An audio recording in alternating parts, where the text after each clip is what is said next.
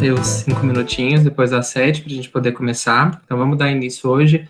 Bem-vindo, boa noite para todo mundo. Para quem está começando a acompanhar agora o projeto, hoje nosso tema é sobre saúde mental da população LGBTQIA+. E eu queria poder explicar um pouquinho a proposta do projeto. Acho que o pessoal que está acompanhando desde o começo já ouviu muitas vezes isso, mas é importante sempre explicar. O projeto foi uma ideia que eu tive de poder levantar fundos nesse momento da pandemia do coronavírus para a população mais vulnerável dentro da comunidade LGBT, através de auxílio para instituições que prestam amparo a essa comunidade. Eu convidei alguns colegas que trabalham com a comunidade LGBT para poder falar. Para me apresentar, meu nome é Eduardo Pérez, eu sou clínico geral, sou sexólogo clínico, atuei como clínico no ambulatório de terapia hormonal para pessoas trans e travestis, no centro de São Paulo, no UBS República, e hoje me especializo em saúde de população LGBTQIA+. E o convidado de hoje é o Bruno Branquinho. Vou deixar ele se apresentar. Oi, gente, tudo bem? Prazer. Meu nome é Bruno Branquinho, eu sou psiquiatra, psicanalista. Eu me formei como médico na Universidade de São Paulo e depois fiz a minha residência por lá também, no Hospital das Clínicas da USP. Eu tenho, nos últimos anos, enfocado bastante os meus atendimentos e as minhas pesquisas em saúde mental, LGBTQIA+. Eu assino uma coluna de saúde LGBT junto com mais 2 outros colegas na Carta Capital. Toda semana tem um tema lá, um texto falando de saúde LGBT, com temas variados. E eu sou psiquiatra também de uma ONG chamada Casa 1, que é uma ONG que auxilia a população LGBT que está numa situação um pouco mais vulnerável. Lá eu trabalho como psiquiatra também. É isso. Para a gente poder introduzir quais são os assuntos que vão ser discutidos hoje a gente vai estar falando um pouquinho da saúde mental da população LGBT, saindo desde a época que se entendia a orientação sexual e diversidade de gênero como algo patológico para a normalidade, falando um pouco sobre a produção científica em cima desse tema, do preconceito social, dos transtornos mentais mais prevalentes, abordar o tópico do suicídio da juventude LGBT e abordar o tópico polêmico que é a cura gay. Para iniciar essa conversa de hoje, então vamos primeiro tratar sobre... quero só pedir uma coisinha, para quem chegou agora, deixar a câmera desligada, o microfone desligado, colocar o nome completo e... Mãe, obrigado por estar assistindo. Ela hoje está vendo.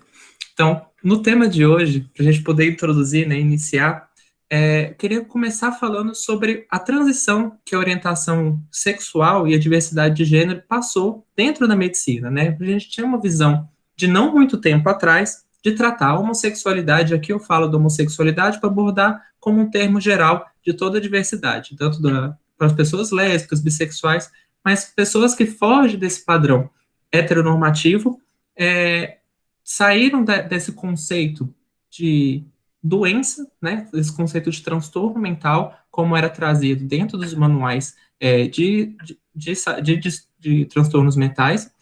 A gente passou de uma época de tratar a homossexualidade como algo passível de cura, para a gente poder entender a homossexualidade não como uma doença mental, mas sim como algo característico da sociedade e do ser humano, né? Essa transição também ocorreu com a transexualidade há muito pouco tempo. Então, a gente tem a resolução do ano de 2018 que oficializa a transexualidade como um... perdão, a gente pulou aqui. Que oficializa a transexualidade como algo normal, né? Não um transtorno mental não patologizado. Bruno, você quer complementar? Acho que não, acho que você disse tudo. Eu acho que é isso, é uma coisa que a gente, nós mais jovens, temos como nós jovens homossexuais, né, temos como algo que parece óbvio, mas que é isso, né?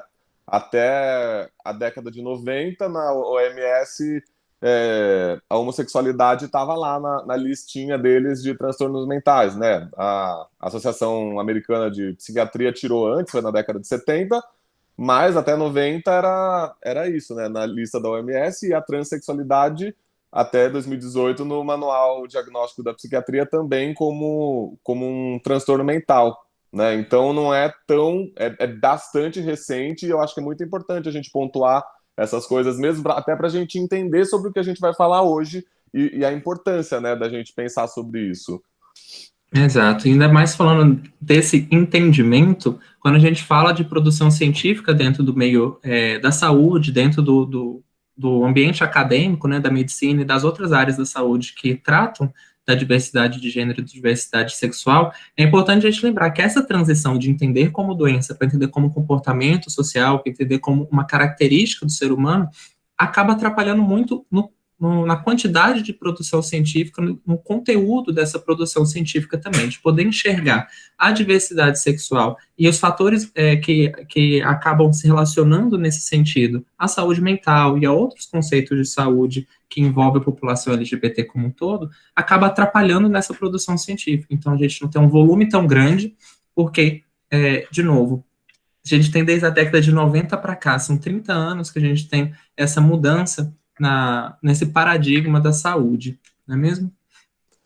Eu acho que tem muita coisa aí, né, que atrapalha. Eu acho que você traz um dos aspectos que é super importante, que é isso, né, essa mudança, até a década de 90 tinha essa questão da homossexualidade, enfim, ser vista como um transtorno mental. Então, até a década de 90, a pergunta que antes era, né, a homossexualidade é um transtorno mental?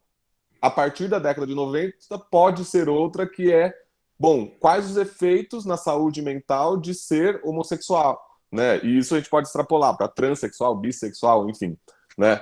E então a gente tem uma mudança de fato e a partir da década de 90 a gente pode começar a fazer esse tipo de pesquisa, o que não quer dizer que de fato foi feito, né?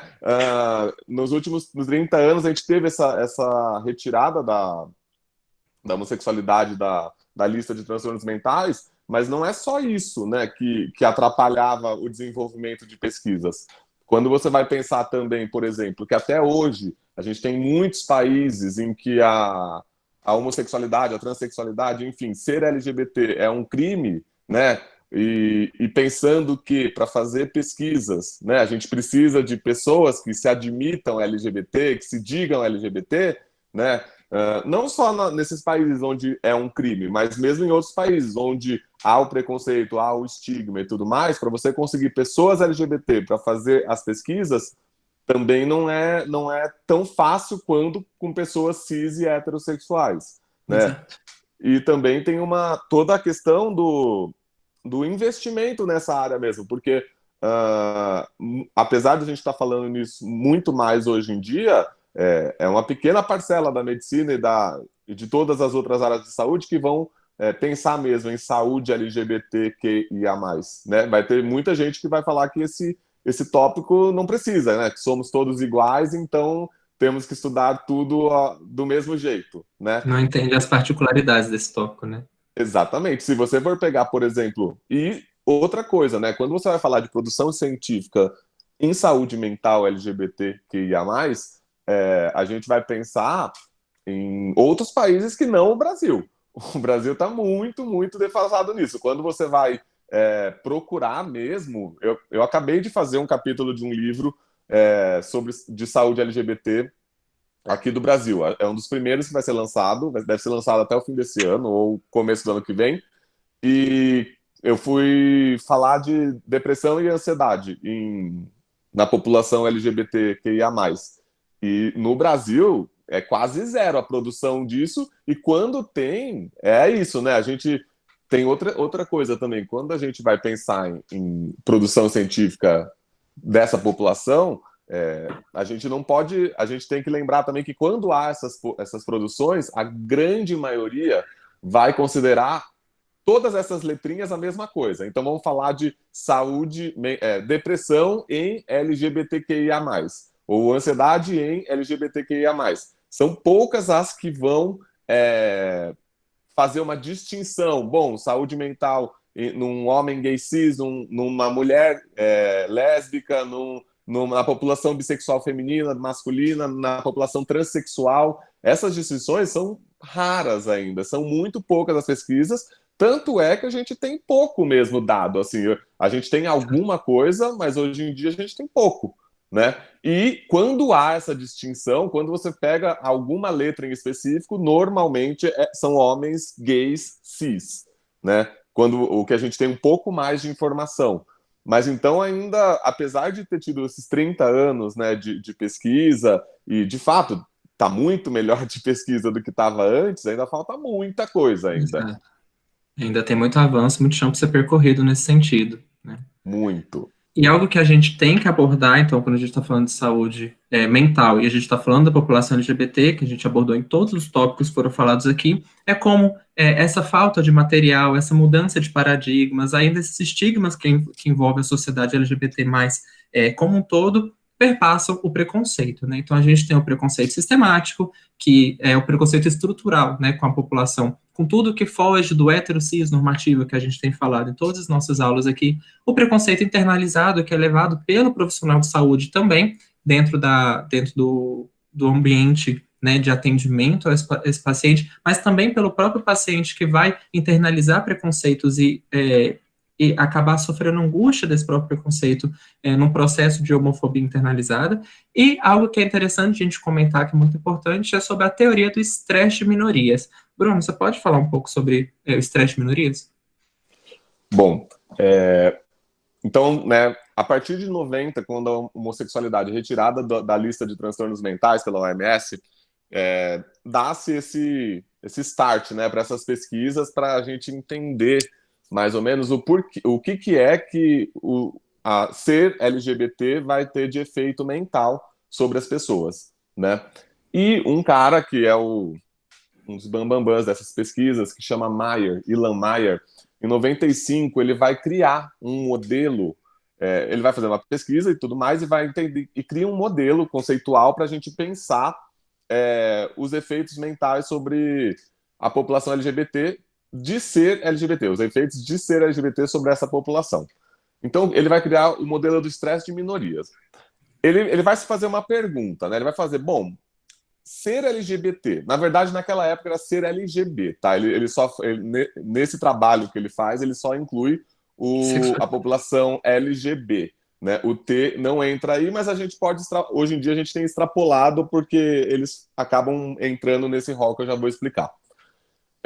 O que ele vai fazer? Ele vai perguntar, bom, a gente tem uma hipótese aqui de que a população LGB tem maior prevalência de alguns transtornos mentais que a população cis e hétero. Isso é verdade?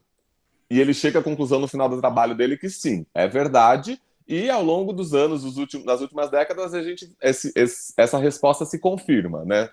A gente vê na maior parte dos estudos que sim, que a população LGBT agora tem maior prevalência de diversos transtornos mentais.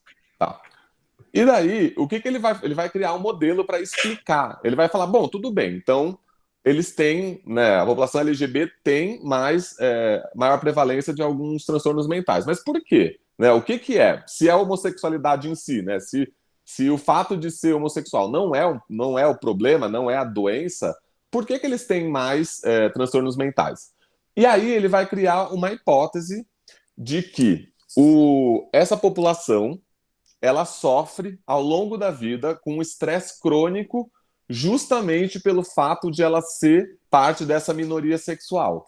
Então, justamente por ela ser lésbica, gay ou bissexual, essa população passa por diversas situações de forma crônica que a população cis e hétero não passa, e por isso, né, a soma de todos esses estresses crônicos que essa pessoa LGBT passa ao longo da vida, isso aumentaria o risco de ela ter esses transtornos mentais. E daí, ele cria esse modelo, e é um modelo que é o mais aceito até hoje, depois de 25 anos. Todas as pesquisas em saúde mental, todas não, mas muitas das pesquisas em saúde mental LGBTQIA+, vai falar disso, vai pensar nisso, enfim, vai levar isso como uma verdade. E esse modelo que ele cria é um modelo bastante complexo. Quem quiser pode procurar lá. Assim, eu estou dando uma boa resumida aqui. O trabalho é super interessante. Quem quiser dar uma lida.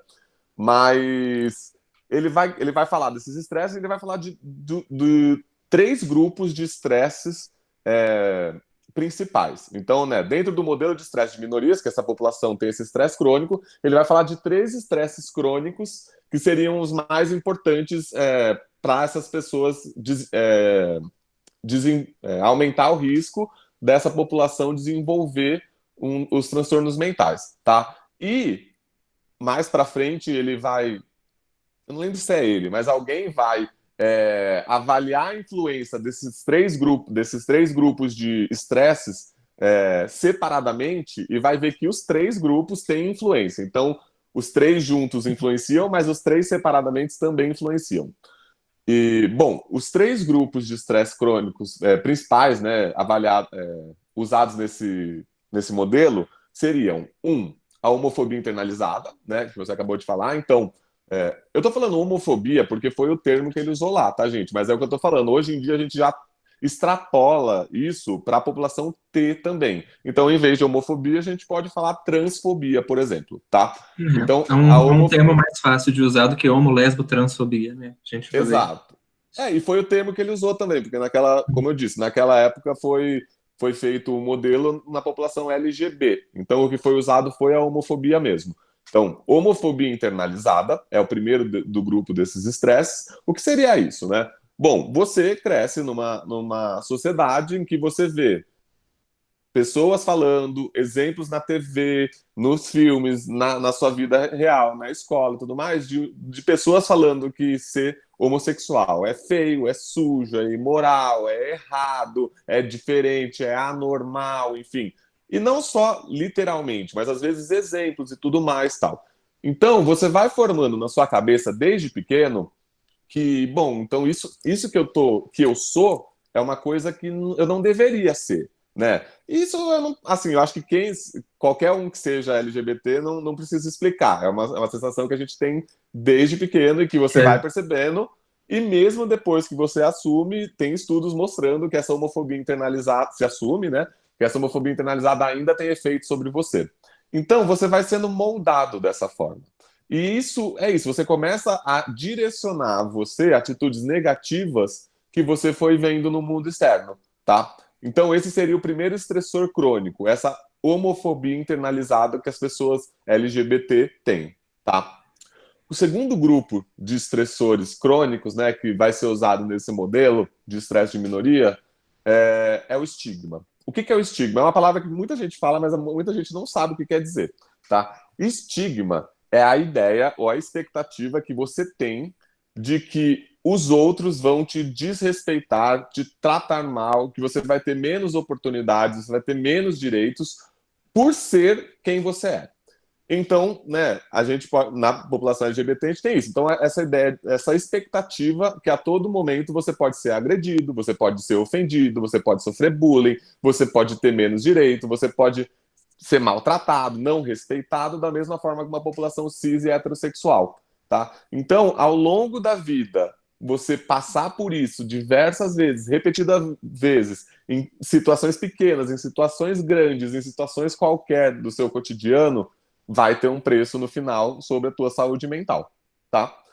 E o terceiro grupo seriam as violências de fato, as vitimizações que a população LGBT sofre, né? Então, bullying, agressões físicas, agressões verbais, o fato de ter mesmo menos direitos e menos oportunidades, né? Ser discriminado.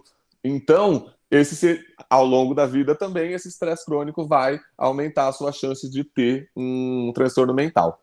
Então, o modelo de estresse da minoria seria, bem resumidamente, isso. A ideia de que sofrer com esses estresses crônicos por ser uma minoria aumentaria a sua chance no final assim, né, a qualquer momento da sua vida, de ter um transtorno mental. Exato. Então, é algo que a gente tem conversado aqui em todos os outros webinars, sobre como essa influência de fatores externos, fatores internos, vão acabar afetando a saúde mental e a saúde como um todo dessa população. E é importante a gente lembrar que a população LGBT em geral, né, na qual eu me incluo, o Bruno, a gente está inserido na mesma sociedade que reproduz discursos opressivos, uma mesma sociedade que reproduz atos violentos. Então, esses fatores estressores, eles vão estar ainda, mesmo que você se assuma, mesmo que você se assuma, não, mesmo que você se entenda já, entenda a sua orientação, tenha sua orientação de forma muito bem interpretada já na sua vida, já lida muito bem com a sua orientação sexual, ainda assim você pode estar exposto a esses fatores estressores, inclusive fatores internalizados, né, os estigmas que você falou. É Exato, eu importante. acho. Pode Desculpa. falar. Não, eu acho que é importante isso que você falou, porque eu acho que tem muitas pessoas, inclusive dentro da comunidade LGBT, QIA+, gente, eu vou falar LGBT+, tá? Porque é muito longo LGBTQIA+, e eu Sim, sempre então LGBT+, para todo mundo, mas é isso aí. Mesmo dentro da população LGBT, principalmente, aliás, que acham que é isso, só por ser LGBT não tem preconceito, acabou o preconceito. Então não tem gay que faça atitudes homofóbicas ou que mesmo gays que não tem que com misoginia, né? Então assim, todo mundo está dentro dessa sociedade, todo mundo foi formado nela, como você disse, e a gente tem muita coisa que internalizou e que a gente não tem muito consciência disso. Muitas coisas estão dentro da gente e a gente nem sabe, a gente reproduz sem perceber. Muitas vezes reproduz percebendo, e aí a gente tem que pensar mesmo, mas tem coisas que a gente reproduz sem perceber.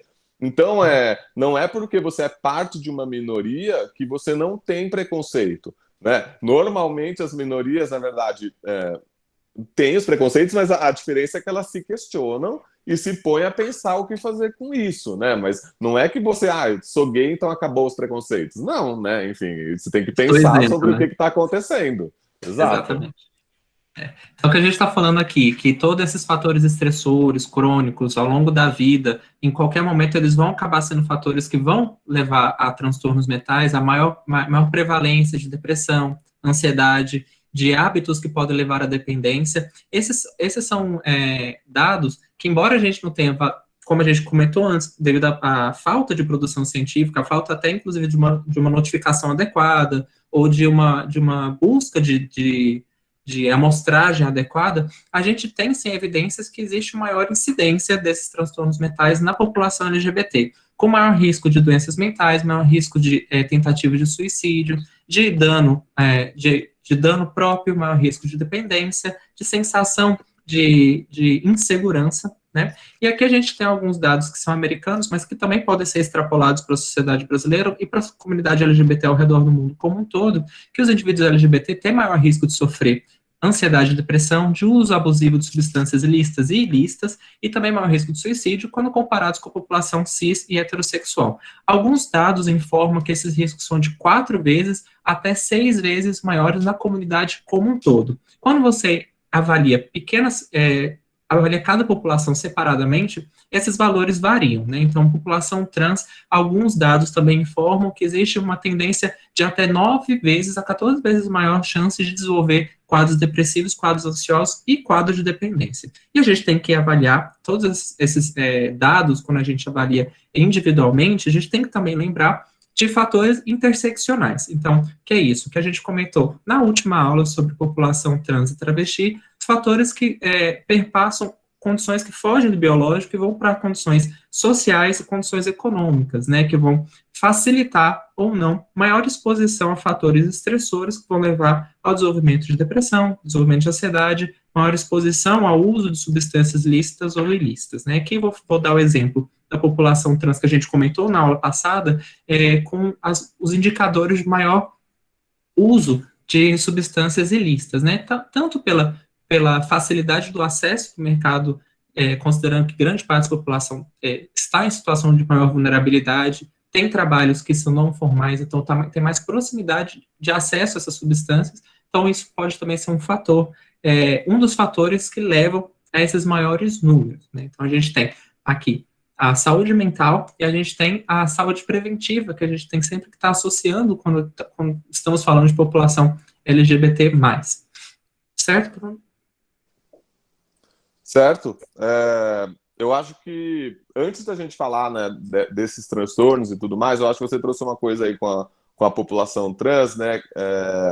que eu acho que vale a gente conversar um pouco, que é isso, né? Quando você vai pensar em transtornos mentais na população LGBT+, você tem alguns fatores de proteção e de vulnerabilidade que aumentam, né? Além disso que a gente falou do estresse do modelo de estresse de minoria, né? Que tem esses 3 grupos de estressores que são muito bem estabelecidos. Isso, de uma forma geral, é para toda a população, né? Enfim, eu acho que isso afeta em maior grau, todo mundo. Agora, tem alguns outros fatores que os estudos, né, que a gente tem, pelo menos, mostraram que tanto que protegem, como que aumentam o risco de ter um transtorno mental nessa população. Então, né, você disse da questão da população Interseccionalidade. trans, da interseccionalidade, mas é que você estava falando da população trans, do acesso a drogas e tudo mais. Então, isso é uma coisa que a gente sabe, por exemplo, pensando aí na questão da situação econômica, né? Uma situação econômica ruim aumenta a chance dessa população de desenvolver um transtorno mental, enquanto uma situação econômica boa a protege, né? No sexo masculino, por exemplo, uma pessoa que vive com HIV tem maior chance de desenvolver transtornos mentais que quem não vive, tá? Até provavelmente por conta do estigma e de toda a dificuldade de acesso à saúde dessa população. Quando a gente vai falar, por exemplo, de população LGBT, também a família é super importante. Então, a boa aceitação familiar da sua orientação sexual ou da sua identidade de gênero é um fator protetivo. Então, quem tem uma boa aceitação familiar tem menos chance de desenvolver um transtorno mental em relação a quem é rejeitado pela família ou quem não é aceito, né, pela família. Outra coisa que também é discutida aqui, às vezes, isso ainda, eu já vi muitos estudos falando a favor e tem alguns que vão falando de uma outra estratégia, mas o fato de você revelar a sua identidade LGBT muitas vezes te protege no sentido de você ter menos transtornos mentais. Mas eu também já vi de alguns estudos falando dessa ocultação. Eu acho que aí depende muito da situação que você vive, né? Porque às vezes você Isso. precisa ocultar essa sua identidade até por um perigo físico ou por um perigo mental maior, tá? Então isso não está tão bem estabelecido. E o que era? Mas isso já tem um dado separado que é isso, uma boa aceitação própria, mesmo que você não revele, mas que você se aceite melhor, né? Você se aceitar bem com a sua identidade, isso também te protege no sentido de ter algum transtorno mental. Então, só quis falar um pouco desses fatores de proteção e de vulnerabilidade, né? Para a gente pensar um pouco antes de entrar nos transtornos em si. Quando a gente vai falar dos transtornos, é como eu já tinha dito antes, né? Apesar da gente ter muitos estudos, e principalmente nos Estados Unidos, né? Os estudos tem muitos estudos, mas é isso. De uma forma geral, são a maior parte acaba tratando tudo como um bloco, né? A população LGBT, né? Tem muitos estudos que não são dos melhores estudos, né? Até pelas condições e tudo mais. E tem menos estudos que são melhores e que distinguem dentro da população LGBT cada letrinha e alguns, como é que chama? Transtornos. É por isso que quando a gente vai ver esses dados, né, é isso, é de 4 a 11 vezes mais, é não sei quanto, não sei quanto, não tem nada muito específico, porque não tem mesmo, ainda, apesar de ter bastante estudo e tudo mais, não tem nenhum estudo, não tem nenhum não, mas tem poucos estudos muito bons, com uma grande quantidade de pessoas e que distingam mesmo dentro das letras. O que a gente sabe, né? De fato, na grande maior parte assim dos transtornos mentais, a gente tem uma prevalência maior na população LGBT.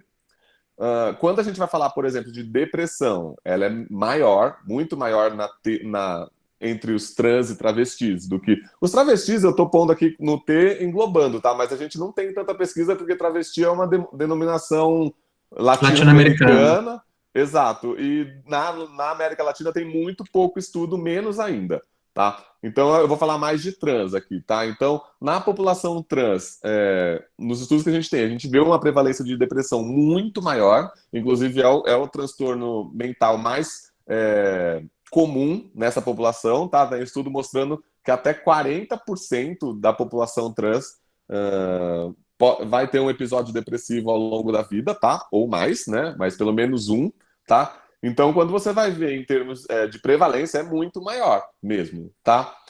É, nessa população também, trans, quando a gente vai ver entre os mais jovens, a gente vê que é mais comum transtornos ansiosos. Depois que passa a ser, ao longo de toda a vida, a depressão é mais comum. Mas nos mais jovens, o mais comum é transtorno ansioso, principalmente fobia social. Né? Então, para a população trans, muitas vezes aquela situação que para a população cis e hétero é quando você está no meio de uma plateia ou apresentando um trabalho em grupo e tudo mais. Para a população trans, às vezes, uma situação cotidiana, como andar no metrô, pode ser visto como uma situação em que todo mundo está te olhando, todo mundo está te julgando, tudo mais.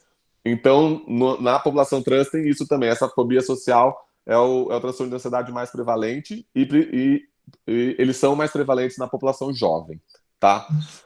Quando você vai falar das outras letras, em todas você vê uma maior prevalência de depressão, tá? A que mais se aproxima dos dados da população cis e hétero são as mulheres lésbicas, que, novamente, tem muitos estudos, e esse dado que eu vou dar agora é o que eu cheguei depois de ler muito, mas assim, é isso, não tem nada fechado ainda. Mas o que mais se aproxima são as mulheres lésbicas, que têm mais ou menos 1,4 mais chance de ter, vezes, né, mais chance de ter depressão do que uma mulher cis e hétero, tá? Mas ainda assim tem uma chance maior, né? E tem os homens gays, que têm de 2 a 3 vezes mais chance do que a população hétero e cis. Novamente, você vai pegar estudo que vai ter 4 a 5, vai ter estudo que 1 a 2, mas a maior parte dos estudos é 2 a 3. E a população que mais tem do LGB, que mais tem índices de depressão, é a população bissexual, especialmente feminina, tá? Que vai ter me falhou aqui, não sei exatamente, mas eu acho que é mais. Bom, é mais do que a população gay masculina, que é de 2 a 3. Então, deve ser um pouco mais que isso. Agora eu não lembro exatamente o dado. Mas, então, dentro da população LGBT, quem mais tem depressão é a bissexual feminina, seguidos pelo gays cis masculinos e a população lésbica cis, né? Exato. Ahn, Enfim, eu acho que a gente poderia aqui ficar falando sobre. Assim, eu até falei para você no começo, quando eu fui conversar com você sobre a aula. Eu acho que assim, prevalência é interessante, para você saber um pouco que é interessante saber que tem mais. Agora, esses números, assim, a população X tal tem 2 vezes mais, 3 vezes mais, isso é uma coisa que você encontra em qualquer livro, em qualquer a paper, e é isso, não tem nada muito bem estabelecido, não tem um número cabalístico, é 2,3 vezes mais. Isso a gente vai fazendo a partir das nossas leituras, mas os estudos vão saindo e a gente vai vendo que esses números vão variando um pouco e tudo mais. O que eu acho que é importante a gente entender é isso. Tem mais, né? E algumas populações, e eu acho que é importante também, eu tenho focado bastante, que a gente não embloque tudo, né? Que não é a população LGBT 2 a 3 vezes mais, né? A população T tem uma coisa, a população B tem outra coisa, a população L tem uma coisa, a população G tem alguma coisa e o restante das letrinhas todos vão ter, mas eles não têm estudos agora para a gente saber, tá? Mas é isso. De uma forma geral, tem mais transtornos de mentais, tanto depressão, ansiedade, dependência, transtorno de uso de substâncias, toque, todas essas coisas aparecem com uma maior prevalência, tá? Aí qual vai ser essa prevalência? Em relação à população cis e hétero, a gente precisa de mais estudos ainda, tá? E vai ser diferente a depender de cada letra. Não adianta a gente achar que o homem gay cis vai ter a mesma prevalência de depressão que a Mulher mulher trans. bissexual. Exato, ou a mulher bissexual, por exemplo. Exatamente, porque não vai, né? São vivências diferentes, apesar de eles compartilharem essa experiência de minoria, tá? Exato. Mas não é a mesma coisa.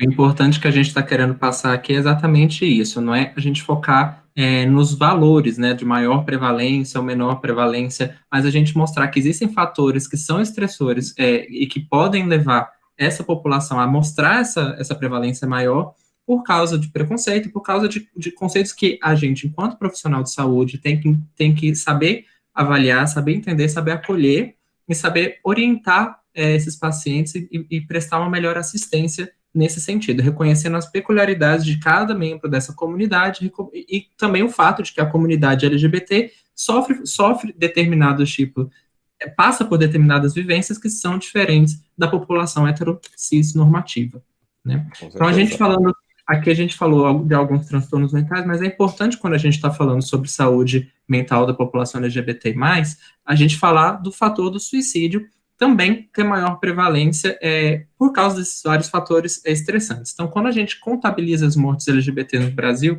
lembrando que, como a gente já conversou desde a aula de direito LGBT, conversamos nas aulas sobre mulheres lésbicas, bissexuais, homens gays e pessoas travestis, a gente sabe que existe uma subnotificação nesses dados. Então, os valores, eles não representam a quantidade de fato, né? Mas cerca de 20% das mortes no país, esses são dados de 2017, mas eles se mantêm basicamente estáveis, cerca de 20% das mortes registradas por LGBTfobia, das mortes, que uma das causas foi LGBTfobia no Brasil, são associadas ao suicídio, né? Então, são as mortes causadas dentro da própria população por dano a si próprio. 5 dados que são preocupantes sobre o suicídio no Brasil na população LGBT é que o Brasil é o 8º país do mundo com maior número de casos de suicídio. Cerca de 90% dos suicídios poderiam ter sido evitados se tivesse sido prestado uma melhor assistência e melhor acolhimento a essa população. 9,5% da população urbana brasileira já teve pensamentos suicidas e 3,1% já tentou tirar a própria vida, isso na população como um todo, então a gente ainda vai ver maior incidência na população LGBT. Jovens LGBT têm, e de novo, esses dados aqui vão ser dados que vão variar bastante de determinados estudos, mas jovens LGBT têm de 2 a 6 vezes mais chances de cometer suicídio que seus pares heterossexuais, e no Brasil o suicídio é apontado como a terceira causa de morte entre jovens e adolescentes. Ao redor do mundo, o suicídio ele é apontado de fato como uma das causas de causas não acidentais, né, de morte na população jovem e adolescente, de maior incidência. A gente tem uma preocupação bastante em população jovem no Brasil. Gostaria de complementar alguma coisa?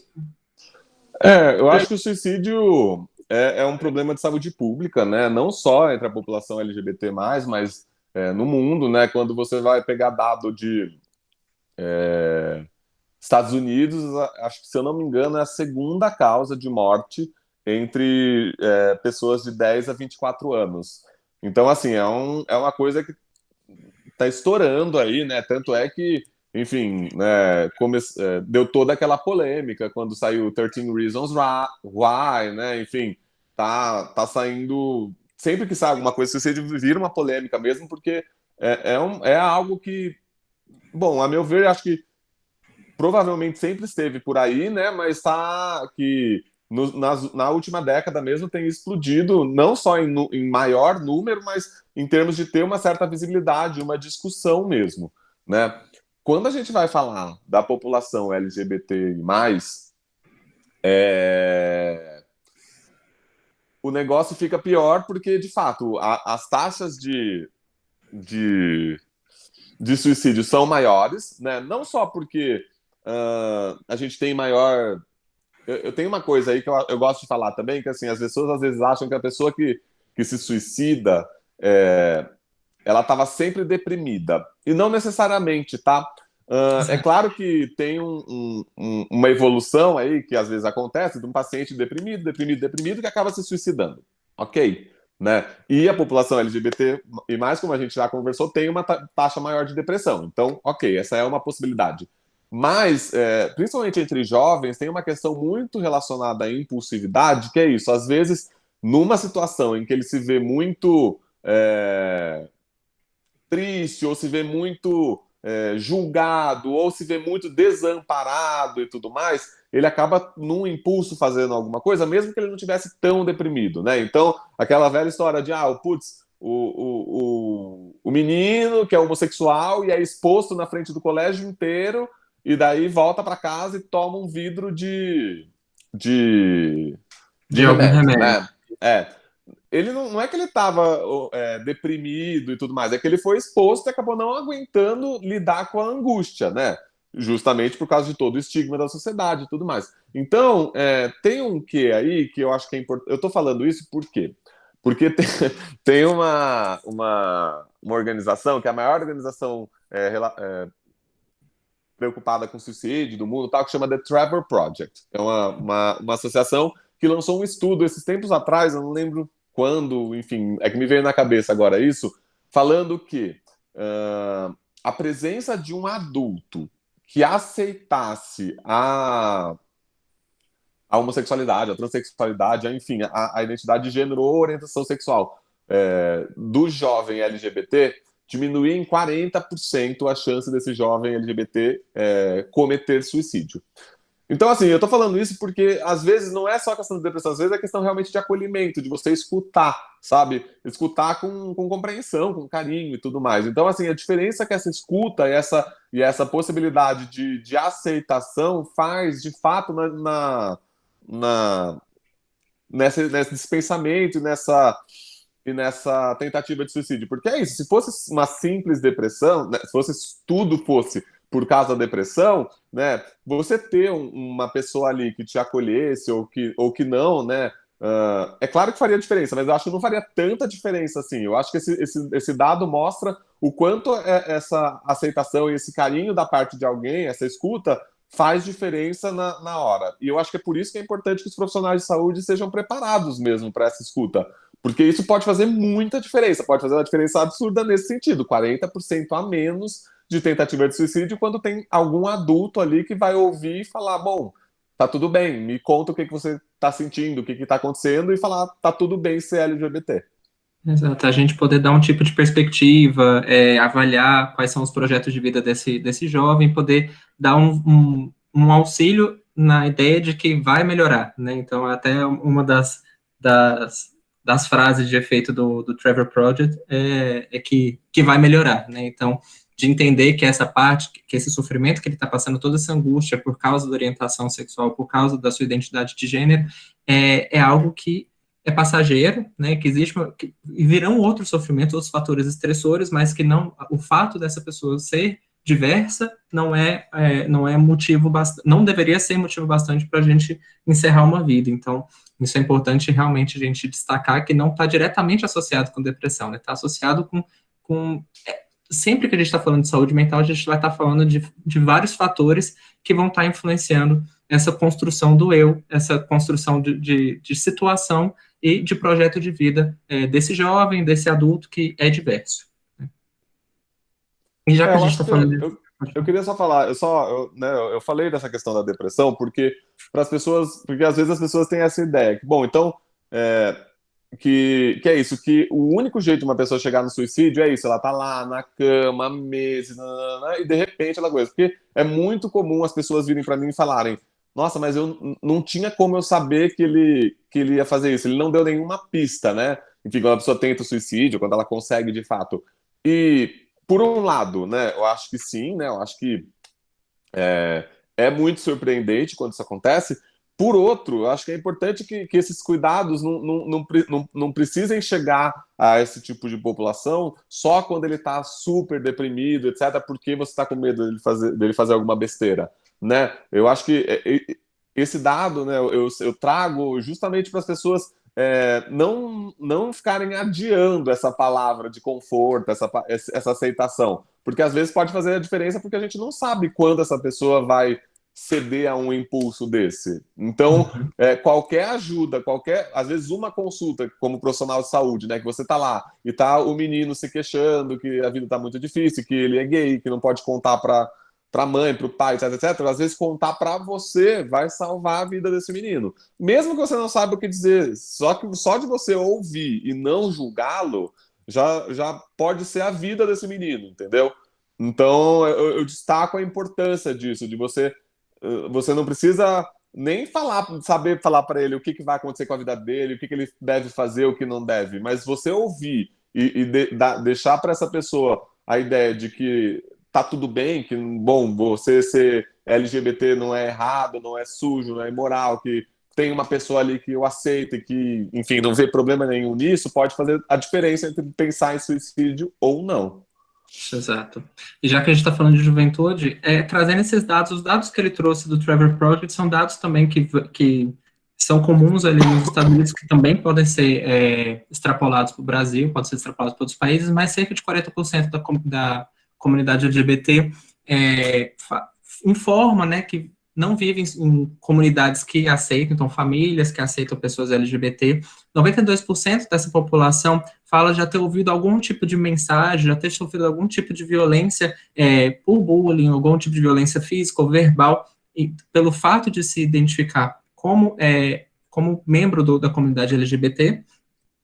E isso também, a gente tem dados que se expressam no Brasil também, né? Então, cerca de 60% da população LGBT diz que durante seu período escolar sentia-se inseguro por causa da sua orientação sexual.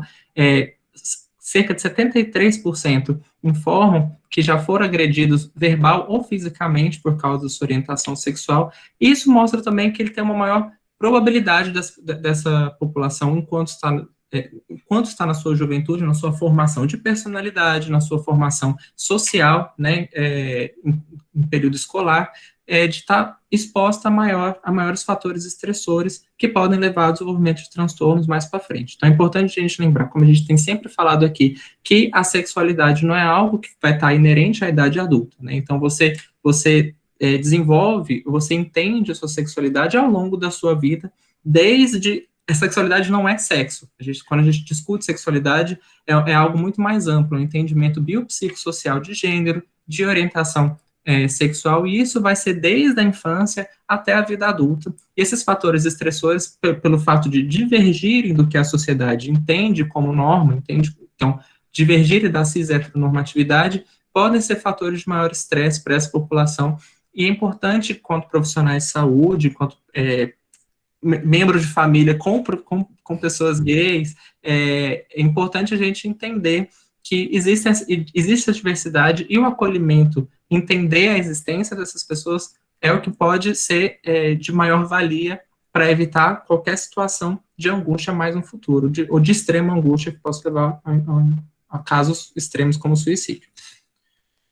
E para a gente poder encerrar, você quer falar alguma coisa? Eu queria falar rapidinho, que da outra vez, quando eu estava falando dos fatores de proteção e de vulnerabilidade, eu esqueci de falar de um que é super importante, que é pertencimento a grupo, você ter um grupo da sua minoria. Então, para quem é gay, por exemplo, tem um grupo dos gays lá, para quem é trans, tem um grupo das trans e tudo mais, porque esse pertencimento a grupo é protetor, é protetivo no sentido de você não ter menos transtornos mentais no futuro. E outra coisa que eu também esqueci de falar, que é um fator de vulnerabilidade, são experiências de violência / bullying na infância. Então, é difícil, né? Você proteger uma criança disso, né? Acho que hoje em dia o bullying está muito aí, né? Todo mundo sofre, etc, etc. Não só a população LGBT. Mas eu acho que é importante para as famílias, né, ficarem de olho nisso, porque também há experiências, né? Eu acho que tem uma experiência que pode ser mais leve e experiências mais pesadas. Então, inclusive dentro do âmbito familiar, né? Enfim, acho que isso pode ser um diferencial aí. Mas Exato. era só isso. Exato.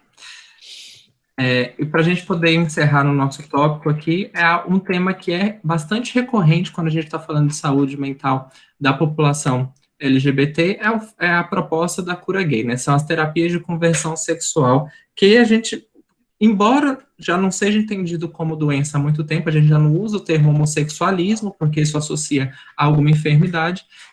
A gente tem ainda recorrente propostas de pessoas que oferecem cursos intensivos, por exemplo, de tratamento e cura para a homossexualidade, baseado muitas vezes, para não falar na grande maioria das vezes, em questões muito conservadoras associadas a fatores religiosos, igual isso a gente vê com recorrência no Brasil. Tanta recorrência que se expressa repetidamente no ambiente parlamentar, e a gente tem, inclusive, o apoio recente na mudança de comissão do CFP, do Conselho Federal de Psiquiatria. Uma das chapas propunha, propunha alterações na resolução do CFP que proíbe terapias de cura gay, né? Então, a gente teve o apoio, essa chapa mais conservadora não ganhou, a gente teve o apoio da ministra de Direitos Humanos, que deveria por responsabilidade estar evitando esse tipo de ação, que é bastante preconceituosa com uma minoria igual à comunidade LGBT. Ela ofereceu apoio a essa chapa conservadora. Então, é um assunto que retorna todas as vezes ao tema, ao debate, e a gente entender que a homossexualidade e toda a diversidade que compõe a comunidade LGBT não se trata de doença, é sim um fator como qualquer outro fator que a gente tem na nossa vida, que a gente desenvolve, e não é algo patológico, né? Então, assim como a heterossexualidade não tem cura, a homossexualidade também não tem cura, porque ninguém está doente aqui. Você gostaria de complementar alguma coisa nesse sentido? Não, acho que você falou tudo. Acho que, enfim, é ridículo, né? Enfim, não consigo nem Não tem outra pensar, palavra, né, assim. pra gente poder falar. Eu acho que a essa altura do campeonato fazer esse tipo de coisa e tudo mais, eu acho que ah, mas, apesar de tudo, a gente ainda tem que falar, porque, como você disse, né, eu acho que essa chapa que concorreu, né, a, O a Conselho direção Federal do de CFP no final do ano passado, enfim, perdeu feio, mas de cento e poucos mil psicólogos que votaram, 5.000 e poucos votaram a favor dessa chapa. Então, assim, é pouco, mas, né, enfim, Bolsonaro também era ridicularizado no programa da Luciana Gimenez e hoje tá ali, né? Então, acho que é importante que a gente debata e que a gente deixe muito claro que esse tipo de cura, né, cura gay, terapia de conversão sexual, todas essas coisas, é um absurdo que não deveria existir, que está proibido por lei, inclusive. Né? Eu acho que é importante também deixar claro que, até para as pessoas saberem que caso seja oferecido, ou caso em algum atendimento surja alguma coisa desse tipo, você tem que denunciar. Né? Denunciar o profissional para o conselho mesmo, porque não é permitido e isso é só preconceito. Exato. Então, né, vamos tirar as pessoas que pensam dessa forma do atendimento, porque elas vão acabar prejudicando mesmo algumas pessoas, como eu disse, né? Bom, você pega um jovem LGBT que está super angustiado, não tem ninguém na família que aceita, vai lá para o psicólogo e ele fala que tem que curar, bom, talvez esse psicólogo fosse, ou esse psicólogo, esse psiquiatra, esse médico, esse profissional de saúde, talvez esse profissional de saúde fosse o adulto que ele precisaria para ouvir alguma coisa acolhedora e para não pensar em suicídio. Para Né? não ser a última Então, pá de cal, né? exatamente. Então, eu acho que é importante que não só a gente saiba que é um absurdo, mas que a gente denuncie os absurdos também. Então, viu qualquer coisa desse tipo, entra no conselho, pega os dados da pessoa e denuncia. Eu faço isso quando eu pego. Tá certo. E a meta de hoje da gente conversar é exatamente a gente propor quais são os avanços do debate que a gente precisa, né? Um deles é a gente ser mais ativo no combate ao preconceito dentro do ambiente profissional, dentro do ambiente de saúde.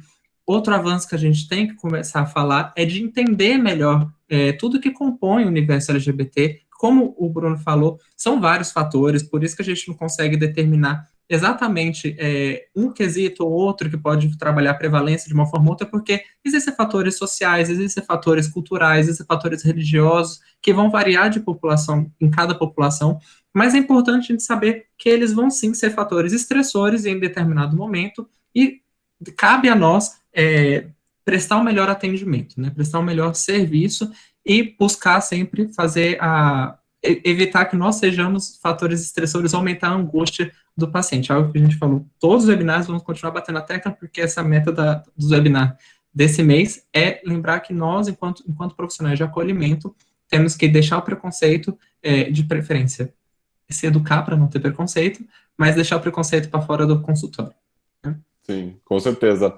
Eu acho que é isso, né? Eu acho que além das medidas que a gente tem que ter para fora do campo da saúde, né, de diminuição de preconceito, do estigma e tudo mais, e que precisam avançar muito no Brasil ainda mais com o governo que a gente tem, eu acho que dentro do campo da saúde mesmo, né, além das pesquisas que a gente está falando desde o começo aqui, que eu acho que precisam acontecer, né, eu acho que aproveitar o quanto mais a gente vai diminuindo o preconceito e vai tendo mais aceitação, e as pessoas vão sentindo mais à vontade para se dizerem LGBTI+, né? Então, que a gente use também para fazer as pesquisas e inserir isso tanto no ambiente de pesquisa acadêmico, como no ambiente das faculdades e dos hospitais e tudo mais, porque né, isso que a gente está fazendo aqui agora, né, enfim, é super legal porque possibilita mesmo que os profissionais de saúde pensem um pouco sobre saúde LGBT, mas precisa fazer mais, né? Enfim, em março a gente começou um curso optativo de saúde LGBT na faculdade do Einstein, aqui em São Paulo. E no Brasil, eu acho que é o terceiro, no máximo quarto curso em faculdade, né? Acho que tem um na UNB, na UNB tem um ambulatório, não sei se tem um curso, mas em Pelotas tem um, acho que na UFF tem outro, enfim, mas esses cursos têm que estar na grade, né? Esse do Einstein que a gente começou agora foi uma demanda dos alunos, então, e era um curso optativo, mas é importante que esses cursos estejam na grade curricular do médico mesmo, porque é isso, né? Tem muitas particularidades e muitas coisas que acabam acontecendo no tratamento da população LGBT que não são vistas, né? E que afastam essa população mesmo dos dispositivos de saúde. Verdade. Então, acho que é importante que a gente vá falando sobre isso mesmo, porque é, foi ganhando espaço nos últimos 30 anos, é claro, mas ainda falta muito espaço. Exato. Para fazer as considerações finais, hoje eu trouxe uma fala do Davi Miranda, deputado federal. Nossa luta segue por uma sociedade onde possamos ser livres para ser amar quem somos e amar quem amamos, né? Então, é importante a gente estar sempre buscando pelos nossos direitos, buscando pelo melhor acolhimento da população LGBT, e isso, inclusive, por membros da comunidade que estão aqui, que a gente possa, que nós possamos ser os motivadores dessas mudanças e da garantia desses direitos. Queria agradecer a presença de todo mundo hoje, tá? Amanhã a gente vai encerrar com o último webinar falando sobre história LGBTQIA+, no Brasil. Então, para poder dar um contexto histórico, a gente poder falar um pouquinho do movimento, de como esse movimento, como os fatores sociais do movimento influenciaram nas mudanças que a gente tem hoje, e dá para dar um pouquinho da visão da área da saúde dentro dessa mudança. Então, desse movimento. Eu convidei o doutor Ailton Vieira para poder falar amanhã. O Bruno está convidado também para assistir amanhã, tá? Quero agradecer muito, muito sua presença. Foi um convite super especial. Você topou na hora, fiquei muito feliz. E vou deixar aqui também para você fazer suas considerações finais. Muito obrigado. Eu fiquei muito feliz também com o convite. Eu acho que como eu te disse antes e agora, eu acho que é super importante esse tipo de iniciativa.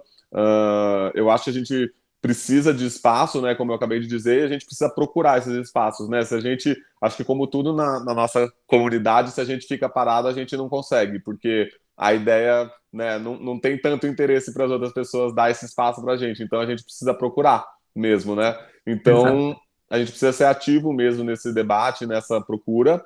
Então, eu fico super feliz de participar. Eu sempre participo de todas as iniciativas, na verdade, que eu acho que façam sentido para buscar os nossos direitos e saúde LGBT. Então, fico muito feliz de ter participado. Muito obrigado. E é isso. Qualquer dúvida, estamos aqui. A gente vai deixar agora, para não estender muito, que a gente já estendeu um pouquinho do horário, vamos deixar os últimos 5 minutinhos finais para pergunta. Então, quem tiver pergunta pode mandar aqui no chat do lado e eu vou informando o nome para se quiser fazer por microfone, para abrir o microfone. Então, vou deixar aqui 5 minutinhos. Pode ser, Bruno? Pode, claro. Um último aviso enquanto o pessoal vai digitando, vai se organizando para fazer pergunta. Todas as aulas anteriores já estão no meu canal do YouTube. Então, por favor, dê uma força, siga o canal e vão acompanhando também as aulas anteriores que já estão lá. Estou deixando todas gravadas. E até o final do mês, todas as aulas estarão lá gravadas certinho. Até o dia 28, vou deixar tudo no canal. E qual é o seu canal, Edu? Fala o Ah, nome meu do canal. canal. Sim, canal tá, o link tá Dezé Edu, mas tá no meu nome, é Portal Edu Pérez. Tá. E meu Instagram é Edu C. Pérez também, para quem ainda não estiver acompanhando, já acompanhar. Acho que Acho que não vai ter pergunta, não. acho que não vai ter pergunta. Bom, então, já que não vai ter pergunta, eu vou te liberar para poder jantar.